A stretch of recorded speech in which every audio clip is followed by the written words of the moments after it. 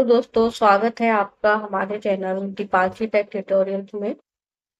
तो आज का हमारा टॉपिक है यहाँ पे एचटीएमएल इंट्रोडक्शन। तो यहाँ पे जो हम टॉपिक कवर करेंगे HTML introduction, what is HTML और एचटीएमएल के अंदर कौन कौन से टैग यूज होते हैं और एक एग्जाम्पल के थ्रू हम यहाँ पे टैग का यूज करेंगे और उसको यहाँ पे देखेंगे। तो सबसे पहले मैं आपको यहाँ पे बताना चाहूंगी एचटीएमएल होता क्या है।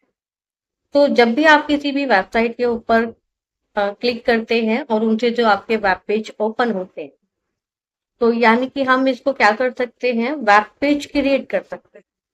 तो एचटीएमएल एक ऐसी लैंग्वेज है जिसके थ्रू हम वेब पेज डिजाइन करते हैं। तो सबसे पहले हम यहाँ पे समझते हैं एचटीएमएल इंट्रोडक्शन। तो एचटीएमएल और हाइपरटेक्स्ट मार्कअप लैंग्वेज। एचटीएमएल की फुल फॉर्म होती है hypertext markup language. Hypertext Markup Language is a fundamental technology used for creating and structuring web page and web application. Hypertext Markup Language जो हमारी fundamental technology है, जो हमें use करते हैं किसको, कोई भी वेब पेज को बनाने के लिए या फिर वेब एप्लीकेशन को क्रिएट करने के लिए हम यूज करते हैं हाइपरटेक्स्ट मार्कअप लैंग्वेज। और ये हमें यहाँ पे बताता है कि वेब पेज के अंदर उसका स्ट्रक्चर कैसे हो। It provides the basic building block for web content, allowing user to create and organize text, image, link and other element on a web page. और ये हमें प्रोवाइड कराता है वेब कंटेंट, और यूजर इसके अंदर कुछ भी बना सकते हैं, जैसे कि कोई भी आपको टेक्स्ट लिखना है, कोई भी इमेज लगानी है, कोई भी लिंक आपको लगाना है, या फिर कोई भी आप एलिमेंट इसके अंदर यूज कर सकते हैं। अपने वेब पेज को बनाने के लिए हमें कोई भी कंटेंट लिखना होता है, कोई भी इमेज लगानी है, उसके अंदर हम बहुत सारा कंटेंट ऐड कर सकते हैं। नेक्स्ट है हमारा टॉपिक व्हाट इज एचटीएमएल। अब यहाँ पे बात कर लेते हैं एचटीएमएल है क्या। जैसे कि हमने बताया एचटीएमएल हाइपरटेक्स्ट मार्कअप लैंग्वेज होता है, और जो हम इसको यूज करते हैं किस लिए, वेब पेज और वेब एप्लीकेशन को बनाने के लिए यूज करते हैं। HTML is one of the most widely used language on the web। और सबसे ज्यादा यूज की जाने वाली लैंग्वेज है हमारी कौन सी, HTML। जो हम सबसे ज्यादा यूज करते हैं वेब के ऊपर वो HTML। With HTML alone you can build a static website। Static website have fixed content that does not change dynamically। HTML एक ऐसी लैंग्वेज है जिस पर हम कोई भी अपना वेब पेज क्रिएट करते हैं या फिर कोई भी वेबसाइट बनाते हैं, तो वो क्या होगी, आपकी स्टैटिक्स हो। अब यहाँ पे स्टैटिक्स होता क्या है, स्टैटिक्स होता है जो भी हम इसके अंदर कंटेंट लिखेंगे वो क्या होगा, आपका फिक्स होगा, आप उसको चेंज नहीं कर सकते, क्योंकि वो क्या है, आपका एक स्टैटिक्स है। स्टैटिक्स में जो भी आप कंटेंट लिखेंगे वो चेंज नहीं होता है। चेंज किस में होता है, आपका वेबसाइट जो होती है वो होती है आपकी डायनामिक। डायनामिक वेबसाइट होती है, उसके अंदर आप चेंजेस कर सकते हैं। एक एग्जांपल के थ्रू मैं आपको बताना चाहूंगी, स्टैटिक्स जो हम एक बार कंटेंट लिख देते हैं वही रहेगा, और डायनेमिक वो होता है जो हमारे डेली अपडेट्स जो होते हैं वो चेंज होते रहते हैं, तो उसको हम क्या बोलते हैं, डायनेमिक बोलते हैं। तो यहाँ पे जो हम कोई भी वेबसाइट क्रिएट करेंगे वो किस में होगा, आपका स्टैटिक्स में होगा। Technically HTML is a markup language rather than a programming language. HTML क्या है, मार्कअप लैंग्वेज है, और हम इसको क्या कह सकते हैं, programming language. Unlike programming language, HTML does not include logic और computation। HTML के अंदर जो इंक्लूड नहीं है लॉजिक और कंप्यूटेशन। जो हमारा HTML है वो किस पे आपका फोकस करता है, हमारा HTML उसके स्ट्रक्चर पर और उसका जो कंटेंट है वो किस टाइप से रिप्रेजेंट होगा उस पे ही फोकस करता है। नेक्स्ट टॉपिक है हमारा की कॉन्सेप्ट्स। की कॉन्सेप्ट्स के अंदर क्या क्या चीजें आती हैं ये हम जानते हैं। देखिए क्या क्या होता है, सबसे पहले हमारा आता है हाइपरटेक्स्ट। हाइपरटेक्स्ट होता है एक मार्कअप लैंग्वेज, और फिर हमारा वेब पेज। हाइपरटेक्स्ट देखिए क्या होता है हमारा, refer to text within text. Hypertext allow for linking between web page HTML document। When you click on a hyperlink to navigate to another page, you are interacted with hypertext। It connects different pieces of content across the web। Hypertext क्या होता है, text के अंदर text, और जो हमारा hyper text होता है वो क्या करता है, हमारे वेब पेज को लिंक करने का काम करता है। जब भी आप किसी हाइपरलिंक पर क्लिक करते हैं तो उससे क्या होता है, हमारे एक दूसरा पेज ओपन हो जाता है। तो इसे हम क्या कहते हैं, तब हम हाइपरटेक्स्ट के साथ इंटरेक्ट कर रहे होते हैं।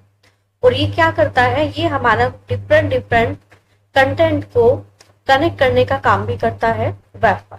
तो इसको हम क्या बोलते हैं, हाइपरटेक्स्ट बोलते हैं। नेक्स्ट है हमारा मार्कअप लैंग्वेज। मार्कअप लैंग्वेज क्या होती है? A markup language uses special tag to define element within a document such as heading, paragraph and link. Markup language हमारे एलिमेंट में डिफाइन करती है जिसमें कुछ स्पेशल टैग्स होते हैं, जैसे कि हेडिंग हो गया, पैराग्राफ हो गया और हमारा लिंक्स हो गए। This tag help format and present the content in a structure में। For example, HTML tag can turn plain text into image, table and link. यहाँ पे हम इन टैग की हेल्प से अपने स्ट्रक्चर में कोई भी फॉर्मेट या फिर कोई भी कंटेंट इनकी हेल्प से ऐड कर सकते हैं। फॉर एग्जांपल, जैसे कि हम अपने प्लेन टेक्स्ट में कुछ भी इमेज डाल सकते हैं, टेबल ऐड कर सकते हैं, लिंक ऐड कर सकते हैं। आप ये सारी चीजें क्या कर सकते हो, टैग की हेल्प से ही आप ऐड कर सकते हो। नेक्स्ट है हमारा वेब पेज। वेब पेज क्या होता है? A web page is a document written in HTML and display by a web browser. जब भी हम कोई डॉक्यूमेंट में, HTML डॉक्यूमेंट पे जो भी प्रोग्राम हम लिखते हैं वो हमारा कहाँ पे डिस्प्ले होता है, वो हमारा वेब ब्राउज़र पर डिस्प्ले होता है।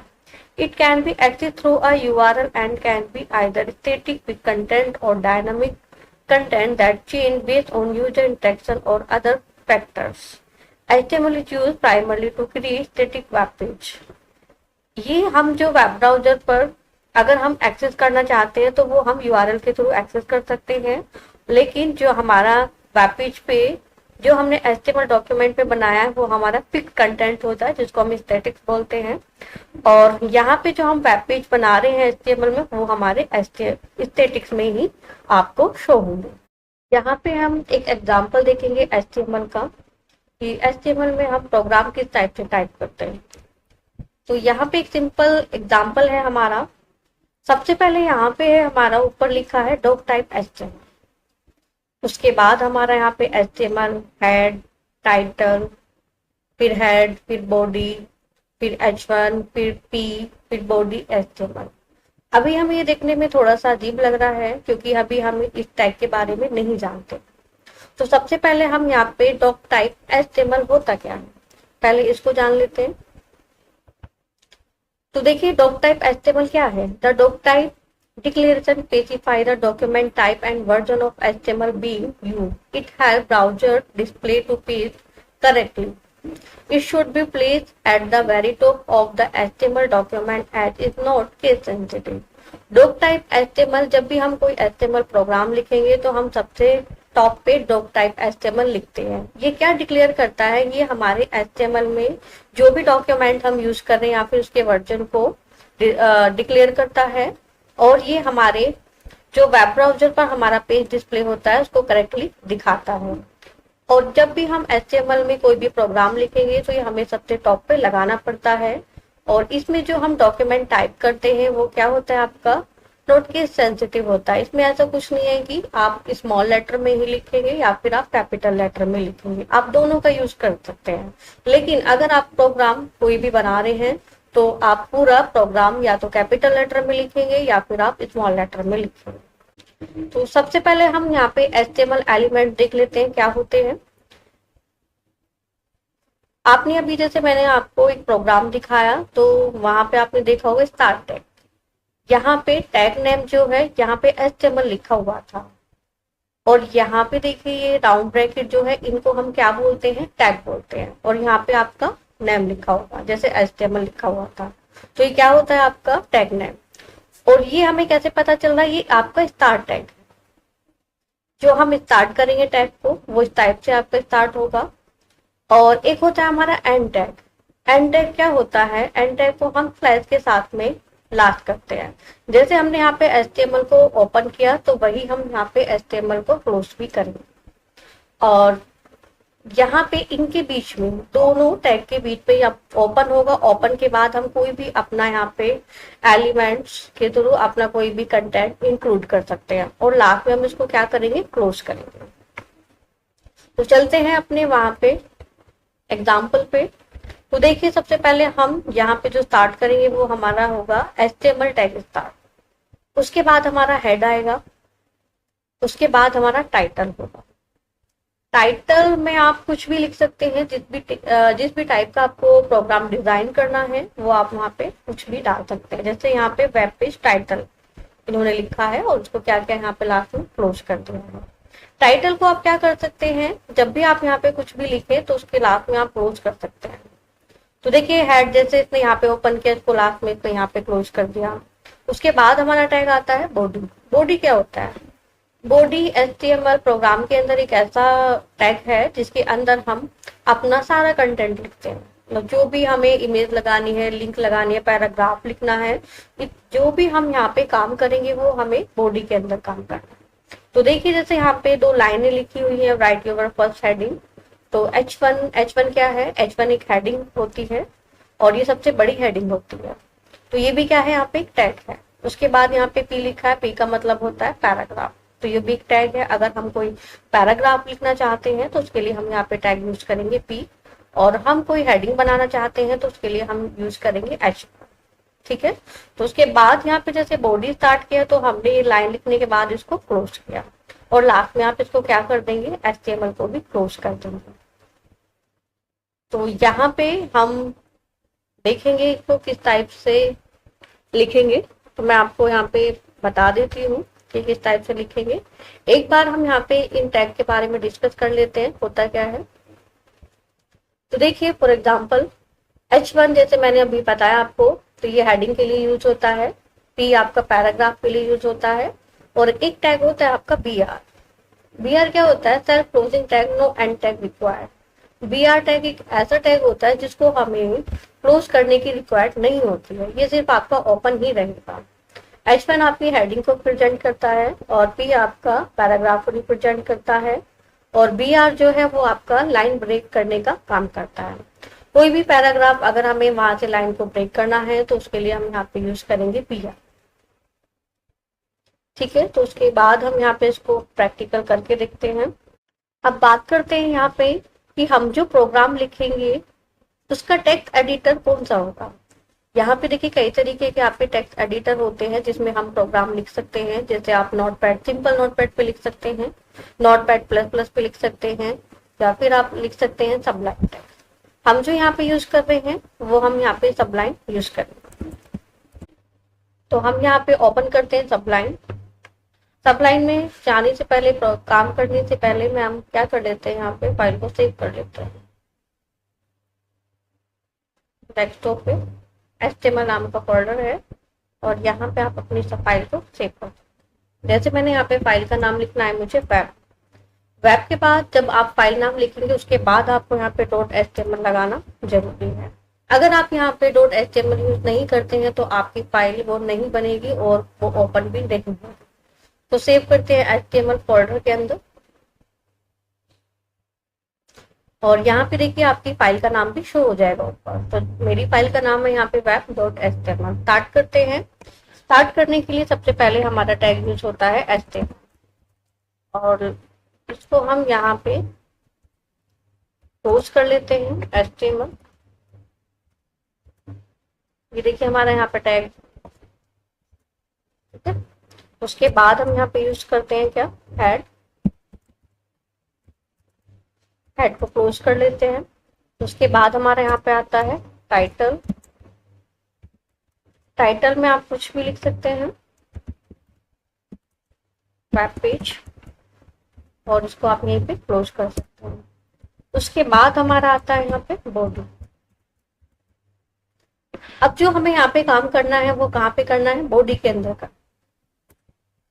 तो यहाँ पे देखिए, सबसे पहले हमारी हेडिंग थी H1। H1 मैंने बताया था, ये अगर आपको कोई भी टेक्स्ट को बड़ा करना है तो आप उसके लिए यूज करेंगे H1। जैसे मैंने यहाँ पे लिखा, this is the first paragraph.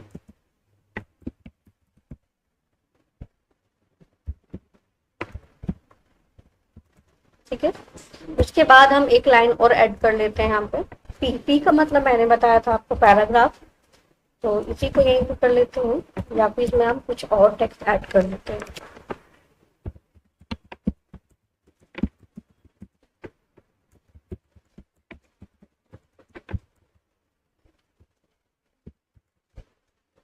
मैंने यहीं तक लिख दिया, उसको हम क्या करेंगे यहाँ पे क्लोज कर देंगे। पैराग्राफ बनाने के लिए आप इसको कॉपी भी कर सकते हो।